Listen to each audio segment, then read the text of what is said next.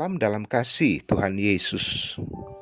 Puji Tuhan atas kasih dan kebaikannya di hari ini, sehingga kita boleh berjumpa kembali melalui program Rehat Renungan Harian Toraya, edisi Selasa 20 September 2022. Sahabat Rehat, mari dengan hati yang bersyukur kita bersama-sama membaca dan merenungkan firman Tuhan. Dengan segala kerendahan hati, kita berdoa. Bapa, di dalam nama Tuhan Yesus, syukur atas kehidupan di hari ini. Syukur atas keluarga yang selalu diberkati oleh Tuhan dengan berkat yang terindah. Dan firman Tuhan tiada henti-hentinya menyapa kami di tengah kondisi dan keberadaan masing-masing kami. Layakkan kami untuk menerima firman-Mu di hari ini. Sukacitakan kami dengan firman Tuhan. Di dalam nama Tuhan Yesus. Amin. Pembacaan Alkitab dari Yeremia 10 ayat 1 sampai 10. Allah yang hidup dan berhala-berhala. Dengarlah firman yang disampaikan Tuhan kepadamu, hai kaum Israel. Beginilah firman Tuhan. Janganlah biasakan dirimu dengan tingkah langkah bangsa-bangsa. Janganlah gentar terhadap tanda-tanda di langit, sekalipun bangsa-bangsa gentar terhadapnya. Sebab yang disegani bangsa-bangsa adalah kesia-siaan. Bukankah berhala itu pohon kayu yang ditebang orang dari hutan, yang dikerjakan dengan pahat oleh tangan tukang kayu? Orang memperindahnya dengan emas dan perak, orang memperkuatnya dengan paku dan palu, supaya jangan goyang. Berhala itu sama seperti orang-orangan di kebun mentimun, tidak dapat berbicara. Orang harus mengangkatnya sebab tidak dapat melangkah. Janganlah takut kepadanya, sebab berhala itu tidak dapat berbuat jahat, dan berbuat baik pun tidak dapat.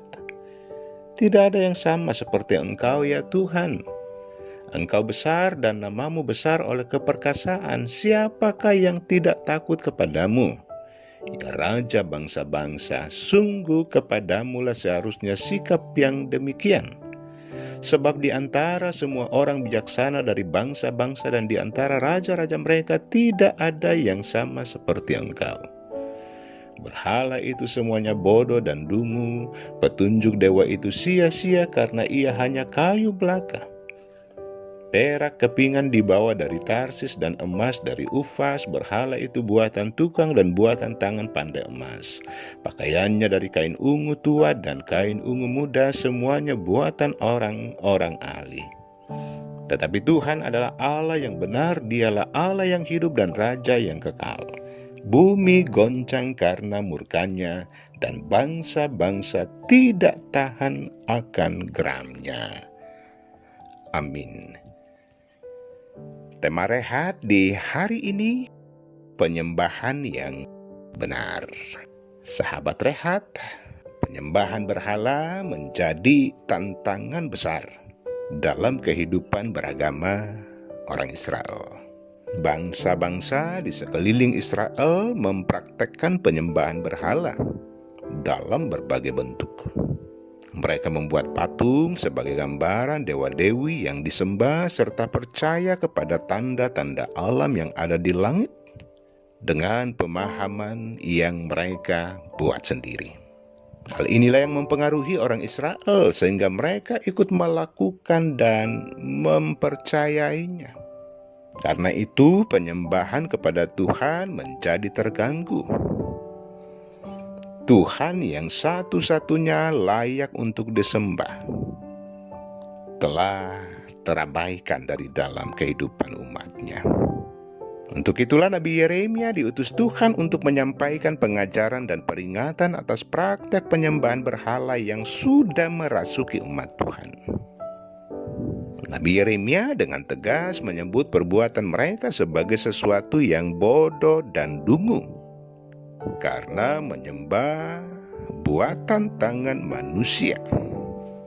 Patung yang dibuat dan disembah adalah benda mati yang oleh Nabi Yeremia katakan bahwa berhala itu tidak dapat berbuat jahat dan berbuat baik pun tidak dapat. Di ayat 5, Nabi Yeremia mengingatkan orang Israel bahwa kekuasaan Tuhan adalah kekuasaan yang melampaui segala kuasa yang ada. Kuasa yang telah terbukti dalam sepanjang sejarah, yang tidak hanya dilihat dan diketahui oleh bangsa Israel, tetapi juga diakui oleh bangsa-bangsa lain, dan tentunya menggetarkan banyak bangsa. Sahabat Rehat, kekuasaan Tuhan tidak dapat disejajarkan dengan kuasa apapun, termasuk berhala-berhala hasil karya cipta manusia. Karena itu kita dipanggil untuk beribadah secara baik dan benar. Seperti apa penyembahan yang benar itu?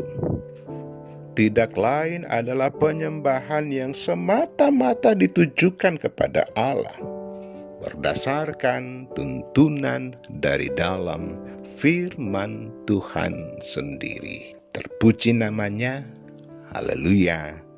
Amin. Mari berdoa. Puji dan syukur senantiasa kami persembahkan kepadamu. Engkau layak untuk semuanya itu. Kami terbatas di dalam menapaki kehidupan ini, di dalam mengangkat karya kerja dan pelayanan dari hari ke hari.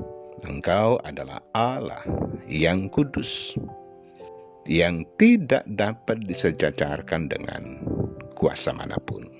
Terima kasih firman Tuhan di hari ini. Biarlah seluruh kegerakan kehidupan kami diterangi oleh firman Allah.